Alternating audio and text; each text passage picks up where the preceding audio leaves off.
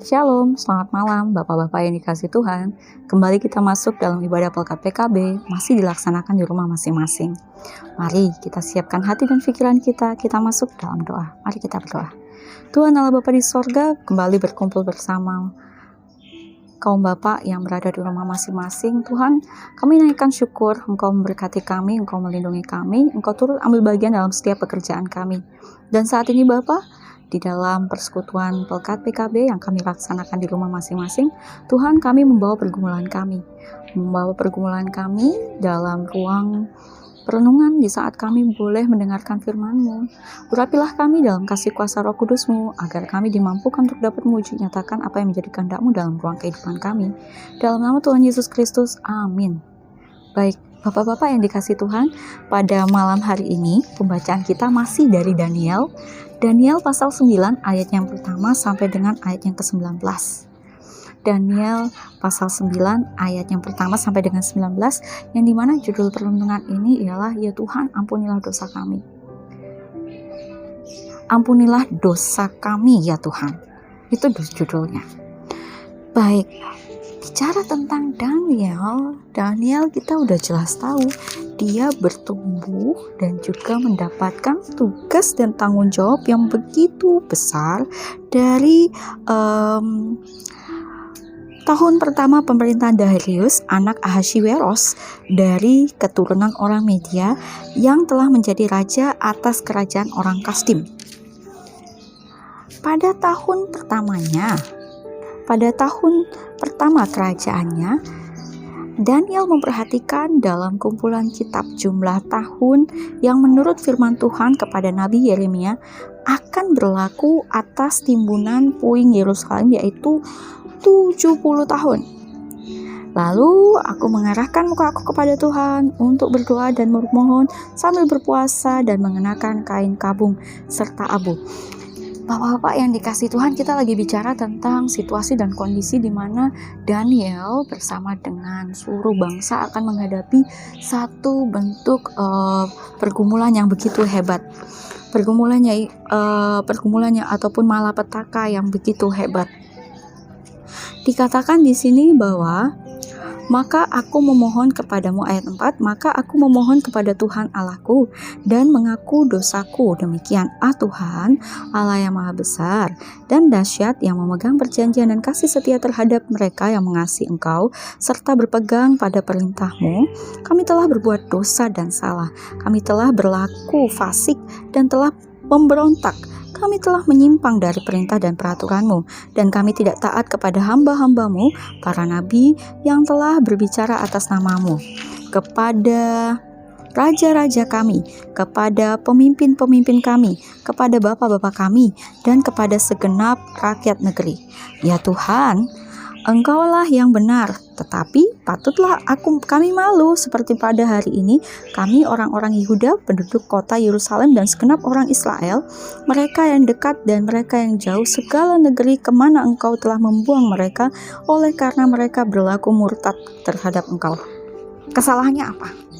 Di sini kesalahannya ialah mereka sudah tidak lagi taat dan mendengarkan segala sesuatu yang disampaikan oleh para nabi, dan juga mereka udah murtad, dikatakan di situ. Maka Bapak-bapak yang dikasih Tuhan, untuk menyadarkan kembali tiap pribadi dari bangsa Israel ini pun, Tuhan menjatuhkan satu hukuman, malapetaka yang begitu hebat. Malapetaka yang begitu hebat yang pada akhirnya akan membawa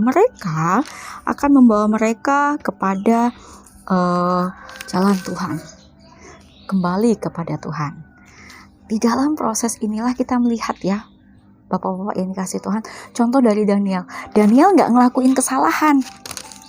Lihat, Daniel tidak melakukan kesalahan, tetapi bagaimana seorang Daniel, ya, yang dipakai oleh Tuhan, ia duduk berdoa, bertekuk lutut, memohon kepada Tuhan untuk memberikan pengampunan bagi bangsanya. Memberi pengampunan kepada bangsanya, ia memohon. Kita melihat bagaimana Daniel bersungguh-sungguh untuk itu semua. Tetapi di balik itu semua, dia bukan hanya berbicara untuk minta pengampunan, tetapi ia pun boleh bersama-sama di atas sini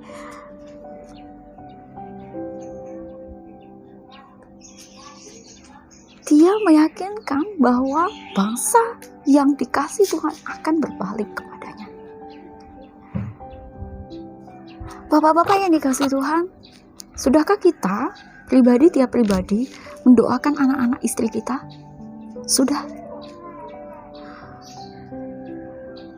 Sudahkah kita mendoakan orang-orang yang benci dan juga memberikan sakit hati serta dendam kepada kita? Sudahkah kita mendoakan mereka?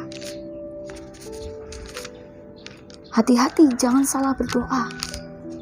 Jangan kita mendoakan yang jelek-jelek bagi mereka. Jangan kita kembali menyumpahi mereka atas nama Tuhan. Sungguh, itu tidak diperkenankan oleh Tuhan. Tuhan menginginkan kita untuk mendoakan tiap pribadi agar mereka yang melakukan kesalahan atau mereka yang membuat kita sakit hati diampuni oleh Tuhan. Dan kita pun sebagai pribadi juga mendoakan diri kita untuk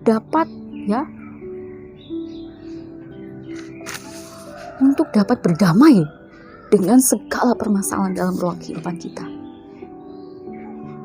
Daniel memberikan contoh demikian kepada kita.